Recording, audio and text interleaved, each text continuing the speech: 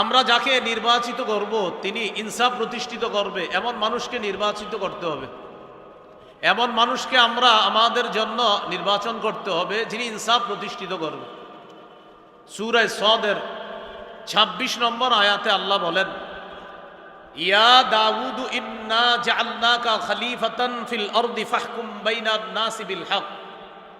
হে দাউদ, আমি আপনাকে দুনিয়াতে প্রতিনিধি বানাইলাম।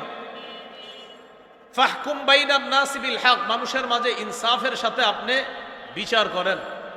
দাউদ নবী ক্ষমতা পেয়ে প্রশংসা করলো কার? সুলাইমান নবী ক্ষমতা পেয়ে প্রশংসা করলো কার? তো দাউদ নবীকে আল্লাহ বলছেন, দাউদ ফাহকুম বাইনান নাসি বিল হক, আপনি মানুষের মাঝে ইনসাফের সাথে ফয়সালা করবেন, বিচার করবেন। এটা হলো আমাদের যিনি প্রতিনিধি হবে তার ২ নম্বর গুণ হবে এটা। সহিহ বুখারীর বর্ণনা ৬৭৮৮ নম্বর হাদিস।